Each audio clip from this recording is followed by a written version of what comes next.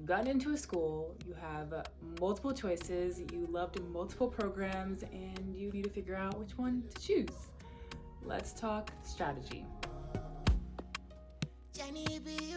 Hello everyone and welcome back to my channel. I am so glad that you're here.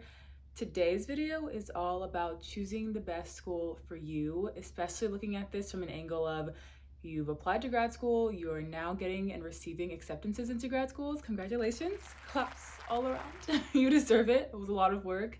How do you decide now which school to choose? And I'm sure that a few of us have our dream schools that we really hoped to go to, and then we have additional schools that we also love. Like, it's not that they were like so less than, they were just schools that were a little bit different than the school that we wanted head over heels. So something that I really considered as a grad student applying to multiple Ivy Leagues especially is what funding I could receive, the location of the school, and then also what is my community and what are the opportunities going to look like around me. So these are the 3 tips that I'm going to dive into now in this video, and I hope that they help you kind of paint a clear picture of what you're going to get when you go to school because applying is also one of those things where you don't really know exactly what you're getting yourself into.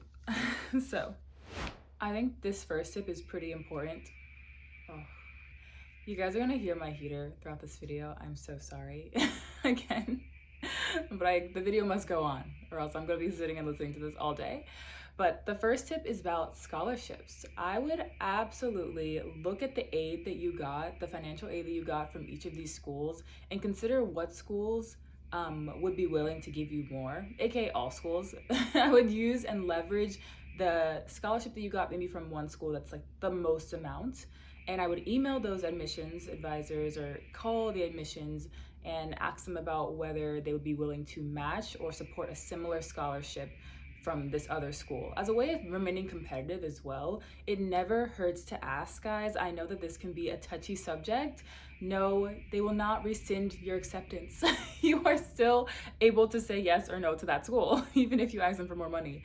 In anyone's right mind, especially when it's a system like admissions to a school, they are expecting that some students will push back and ask for additional funds or ask for additional grant opportunities. And that is a good thing for you to do for yourself.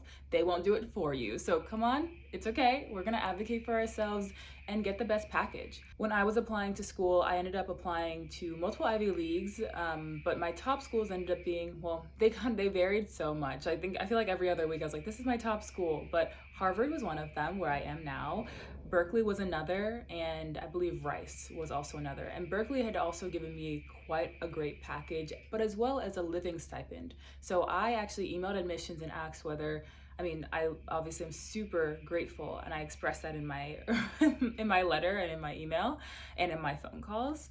But I was asking whether there were additional funding opportunities for a stipend to live, to work, to do something else.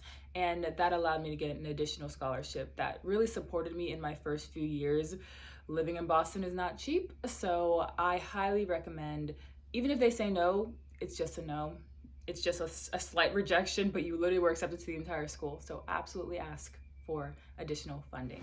The second tip is location, location, location. Guys, where do you want to actually be? Not that you're gonna end up here after your grad school program, but most students, I believe at least 50%, end up living in the location that they applied to, they went to grad school in or college in. So I would consider, what is that location going to look like, both for yourself within the program and for afterwards. Typically in metropolitan areas like cities, there are additional opportunities within different industries, like industry specific jobs are available.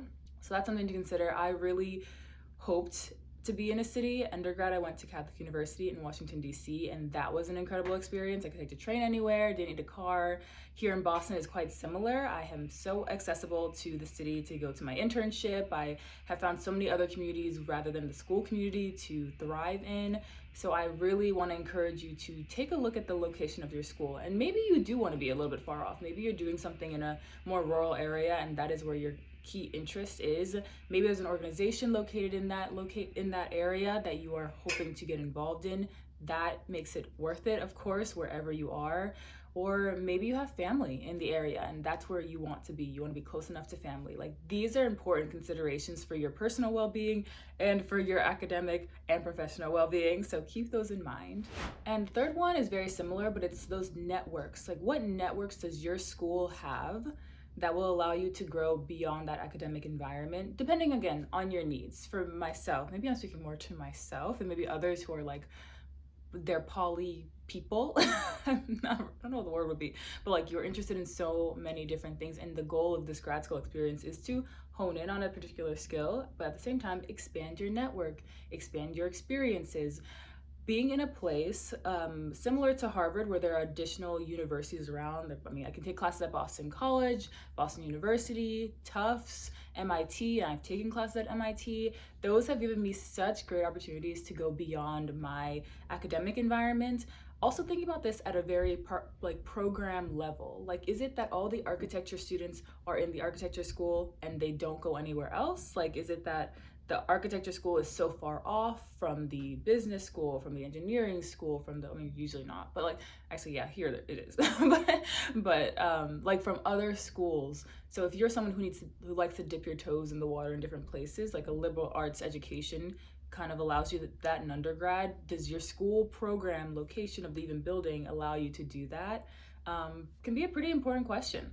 I don't know what I would do if I was in a program, well, if I had applied to Harvard and it was architecture and there was only an architecture department and I couldn't walk 10 minutes to, say, the policy school and learn more about, I mean, the School of Design does have policy programs, but kind of what opened my mind to not being an architect was going to other places that had a completely different view of a similar or adjacent industry. So I highly recommend to consider the value within your education. Like, what are the things you actually enjoy doing and wanting to, like, what are the things you want to be doing, and making sure that school allows you to dive into those things.